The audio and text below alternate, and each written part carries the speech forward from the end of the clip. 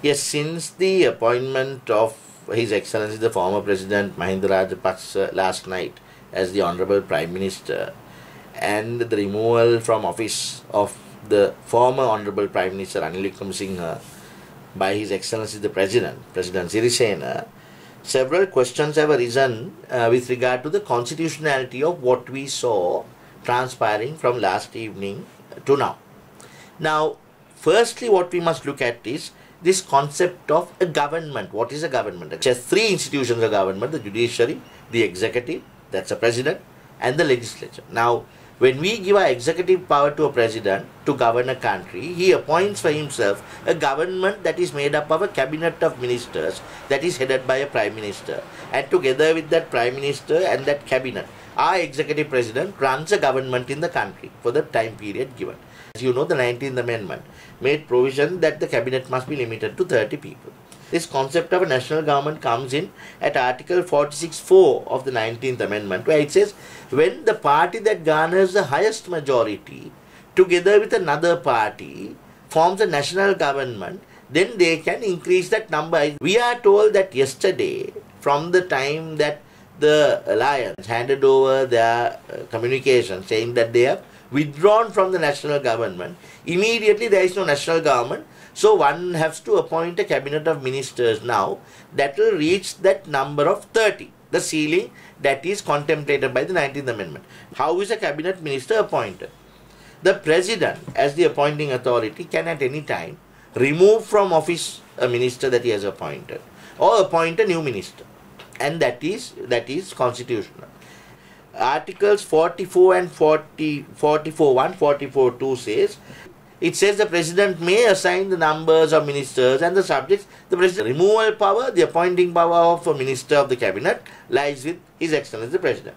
No sooner that happens, Article 46(3) says that the Prime Minister shall continue to hold office only in so far as the cabinet functions. The Prime Minister can only function until the cabinet holds office. Then thereafter, the President has to then fall back on Article 42(4), where the President appoints as Prime Minister the Member of Parliament who is most likely to command the confidence of Parliament. Please remember that the numbers of heads of a government or the numbers of heads that one may say one has in Parliament has nothing to do with these powers of appointment of a Prime Minister by the President. That is very clearly the prerogative, the discretion of the President.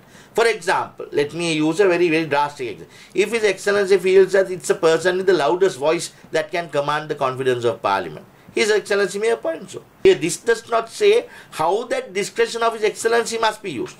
It says that His Excellency will appoint such member that he feels will command the confidence of Parliament. His opinion, no one else's. So that is very clear.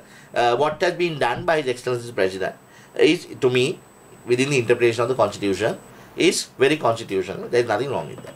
Now, we come to this question of the numbers of heads in Parliament. Now, some we have heard from last night. Remember, there have been a concept called a minority government, both in Sri Lanka and in the rest of the world. Minority governments have functioned. What will happen, obviously, in fact, is when they bring certain proposals or bills, obviously they will not have a majority voting power in Parliament.